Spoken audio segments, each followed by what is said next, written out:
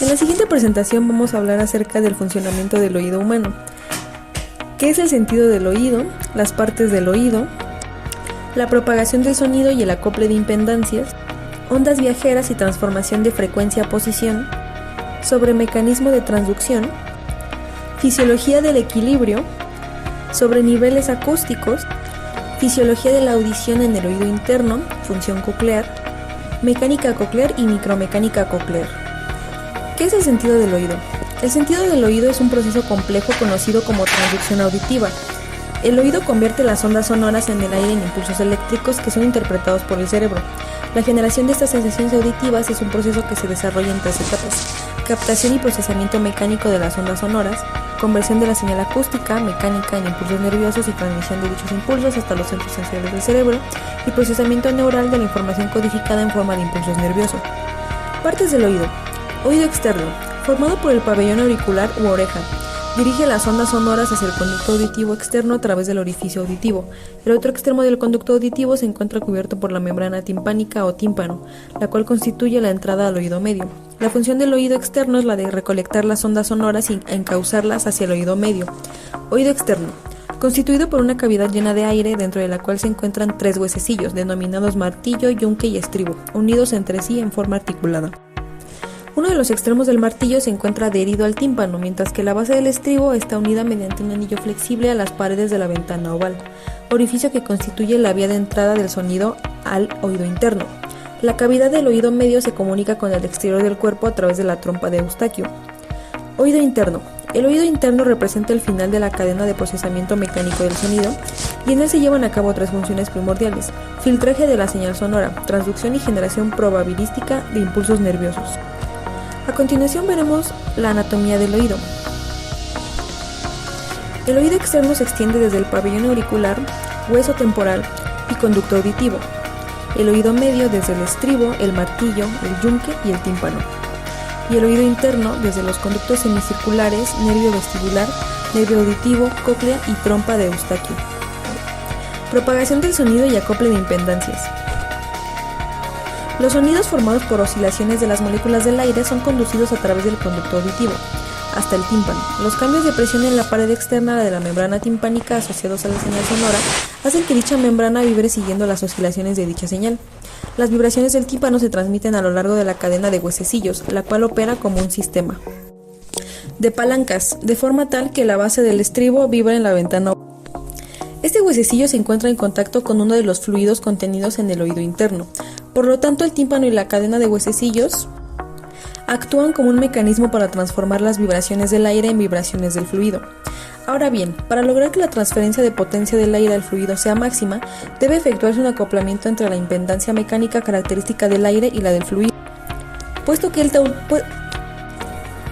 esta última es mucho mayor que la primera.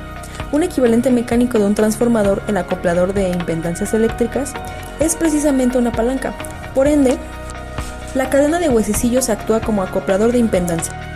Además, la relación entre las superficies del tímpano y de la base del estribo, en la ventana oval, introduce un efecto de acoplamiento adicional, lográndose una transformación de impedancias del orden de 1/20, con lo cual se minimizan las pérdidas por reflexión. El máximo acoplamiento se obtiene en el rango de frecuencias medias, en torno a 1 kHz. En la siguiente figura se representa en forma esquemática la transmisión del sonido del oído externo al interno a través del oído medio. Ondas viajeras y transformación de frecuencia a posición. Las ondas de presión generadas en la perilinfa a través de la ventana tienden a desplazarse a lo largo de la escala vestibular. Debido a que el fluido es incomprensible, la membrana basilar se deforma y la ubicación y amplitud de dicha deformación varía en el tiempo a medida que la onda de presión avanza a lo largo de la cóclea. Para comprender de modo de propagación de las ondas de presión, supóngase que se excita el sistema auditivo con una señal sinusoidal de una frecuencia dada. La membrana basilar vibrará sinusoidalmente, pero la amplitud de la vibración irá en aumento a medida que se aleja de la ventana oval, debido a la variación en la velocidad de propagación, hasta llegar a un punto en el cual la deformación de la membrana basilar sea máxima. En ese punto de resonancia, la membrana basilar es acústicamente transparente, es decir, se comporta como si tuviera un orificio, de modo que la amplitud de la vibración y por ende la transmisión de la energía de la onda al fluido de la escala timpánica es máxima en dicho punto. A partir de esa región, la onda no puede propagarse eficientemente, de modo que la amplitud de la vibración se atenúa muy rápidamente a medida que se acerca al helicotrema. Mecanismo de transducción. El proceso de transducción o conversión de señal mecánica a electroquímica se desarrolla en el órgano de Corti, situado sobre la membrana basilar. Las vibraciones de la membrana basilar hacen que ésta se mueva en sentido vertical. A su vez, la membrana vectorial ubicada sobre las células ciliares, los transductores, vibra igualmente. Sin embargo, dado que los ejes de movimiento de ambas membranas son distintos, el efecto final es el de un desplazamiento lateral de la membrana tectorial con respecto a la membrana basilar. Como resultado, los cilios de las células ciliares externas se doblan hacia un lado u otro. En el caso de las células internas, aun cuando sus cilios no están en contacto directo con la membrana tectorial, los desplazamientos del líquido y su alta viscosidad, relativa a las dimensiones de los cilios, hacen que dichos cilios se doblen también en la misma dirección. Fisiología del equilibrio. La función del sistema vestibular es traducir las fuerzas de gravedad y movimiento en señales neurológicas que el cerebro utiliza para conocer la posición de la cabeza en el espacio y para coordinar sus movimientos con los reflejos motores responsables de la postura y de la estabilidad de los ojos. El aparato vestibular es el órgano que detecta las sensaciones de equilibrio. Está formado por un sistema de conductos, los conductos semicirculares y dos cámaras, el utrículo y el sáculo. Localizada dentro de cada una de las cámaras se encuentra una estructura denominada mácula. La mácula del utrículo se encuentra en el plano horizontal y desempeña su función en la orientación de la cabeza con respecto a la dirección de la fuerza gravitacional cuando el animal o la persona se encuentra en pie. La mácula del sáculo se encuentra ubicada en el plano vertical y ejerce su función cuando el animal o la persona se halla tumbada. La mácula está cubierta con una capa gelatinosa donde se hallan embebidos varios cristales de carbonato de calcio, denominados estatoconias u otolitos. Debajo de esta masa gelatinosa se encuentran células ciliadas y células de sostén. La base y los lados de las células ciliadas hacen sinapsis con terminaciones nerviosas que conforman el nervio vestíbulo. Las células ciliadas del sistema vestibular contienen cilios microscópicos llamados esterocilios, junto con un cilio más largo conocido como sinocilio. Estos están conectados entre sí mediante filamentos diminutivos, así como al sinocilio. Cuando la cabeza cambia de dirección, el movimiento de las estatoconias causa que los estereocilios y el sinocilio se inclinen hacia ese lado, abriendo canales iónicos y despolarizando la célula. Este potencial de acción se transmite a través de fibras nerviosas y el nervio vestibular al sistema nervioso central. Al inclinarse en dirección opuesta se produce la hiperpolarización celular al cerrarse los canales iónicos. Cada mácula contiene células ciliadas orientadas en distintas direcciones, algunos respondiendo a movimientos hacia adelante, otras hacia atrás y otras hacia los lados. Niveles acústicos. En cuanto al nivel acústico, empezaremos afirmando que dos focos idénticos actuando simultáneamente no producen en el oído una sensación doble que uno solo.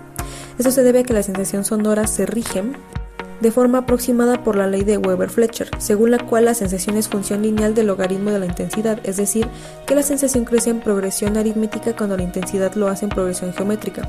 El nivel acústico es una magnitud que se ajusta bastante a la sensación que los sonidos producen en nuestro sistema auditivo. El nivel acústico puede cuantificarse en función de la intensidad, de la presión acústica y de la potencia acústica. Por ello es frecuente hablar de nivel de intensidad acústica, nivel de presión acústica y nivel de potencia acústica. En función de las conveniencias del momento se utiliza una de las tres expresiones.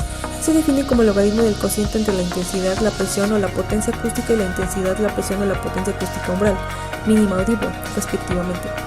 Las tres expresiones para el nivel acústico son: los umbrales de referencia para la definición de estos niveles son 10 igual a 10 menos 12.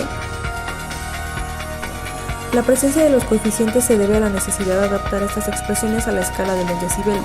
Así, por ejemplo, si la intensidad de un sonido es de 1.000.000 de veces superior al valor umbral, entonces, igualmente si la potencia acústica de un sonido es 10 a la 6 a la 2, su nivel acústico será: el coeficiente de la expresión del nivel de presión acústica es doble que los otros dos debido al valor umbral de referencia para la presión acústica. Fisiología de la audición en el oído interno, función coclear. El órgano con el que oímos es el cerebro, pero el cerebro no tiene capacidad para comprender la realidad como es. En la cóclea se convierten las señales acústicas, energía mecánica, en impulsos eléctricos capaces de ser interpretados por el CNC. También en la cóclea se discriminan los distintos sonidos según su frecuencia, se codifican los estímulos en el tiempo según su cadencia y se filtran para una mejor comprensión. En la función coclear se distinguen un primer periodo en el que lo fundamental es la mecánica coclear originada por los movimientos de los líquidos y las membranas, un segundo periodo de micromecánica coclear en el que ocurren desplazamientos del órgano de Corti con respecto a la membrana tectoria y un tercer periodo en el que se produce la transducción o transformación de la energía mecánica en energía bioeléctrica. Mecánica coclear. El ligamento anular de Rüdiger es laxo y permite a la platina del estribo desplazarse hacia adentro y afuera en la ventana oval, con los movimientos de pistón que hemos descrito. Los movimientos del estribo producen una onda líquida en la perilinfa de la rampa vestibular. La membrana vestibular de Reisner es tan sutil y se desplaza tan fácilmente que no dificulta el paso de la onda sonora de la rampa vestibular a la rampa media. Por ello se consideran como una rampa única en cuanto a la transmisión del sonido se refiere.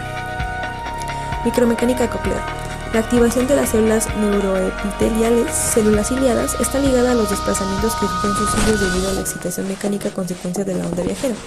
Estos desplazamientos son movimientos de cisalamiento entre la tectoria y la basilar. Con la vibración de la membrana basilar, el órgano de Corti que asienta sobre ella se ve desplazado sucesivamente arriba y abajo. Este movimiento es más amplio cuando más externo es el punto de la membrana que se considera. Con estos movimientos, los cilios de la CCE ancladas en la tectoria se angulan recuperando luego su posición. Toda la información usada en esta presentación fue tomada de los documentos proporcionados por el profesor José Daniel Vázquez.